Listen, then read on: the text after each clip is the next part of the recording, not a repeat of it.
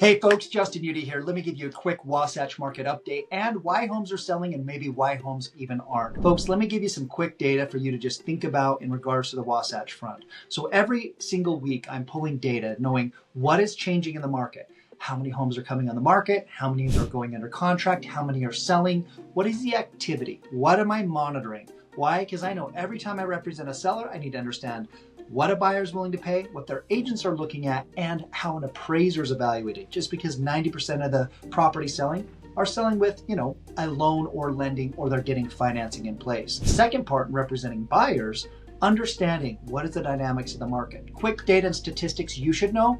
Listen, from this time compared to this time last year, we are up as of today 25% higher than this time last year. And it's been hovering that way for about the last 60 days, kind of between that 20 and 30% higher inventory than the previous year. What has changed dramatically is days on market. Folks, we've seen days on market go up right now. Average days on market is running at 60 days. Now, I want you to think about a couple things. Why are homes that are selling on the market getting multiple offers, and why are other homes sitting?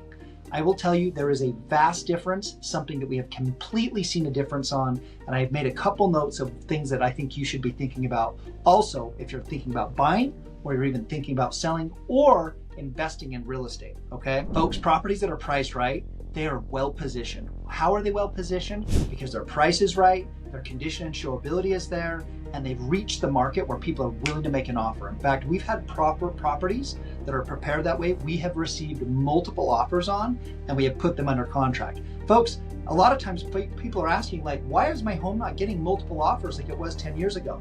The reason why is this, folks. Number one, we have more homes on the market. Number two, we have high interest rates. Interest rates right now are running around 6.25%. They kind of went up to around 6.5, really kind of been there for a long time. They kind of went down to around 6, and they kind of went back up. So right around 6.25% is what you can get a mortgage loan. So people know they have more homes on the market, they have high interest rates, and they have more options. So folks, when people have that as a buyer, they're going to be looking at the best properties. I went out with some buyers, folks, and we looked at multiple properties. When it was overpriced, even homes that was their favorite homes, they didn't want to go look at. Why? Because buyers are smart. Buyers understand what their payment is with the current interest rates, and they know what their options are. So when you end up taking a property, overpricing it, and thinking that it's evaluating it at a price or a mindset of maybe 1, 2, 3, 5 years ago, it's a different market. It's a different dynamic. It's different terms than what we need to be thinking of. What I want you to think about in today's market is it's a segmented market. So price, presentation, and negotiation matter more than anything. And having a track record of success and expertise is the number one thing that you should be looking for. Folks, we had a property that came on the market. It was listed. It was a $900,000 property. Went to the property, folks, they had multiple offers. In this scenario, I was actually representing a buyer on an investment property with the multiple offers. Thank the heavens that the agent I had worked with, they had known me over the years, our track record of success, our offer was $10,000 less than the better offer. But the agent knew me. He knew I was a closer. He said, I knew you'll get it done, and I know you'll make sure that this buyer is a buyer of this property. Folks, that property closed. My buyer was super happy. The seller was super happy. And folks, that was a very well-priced property.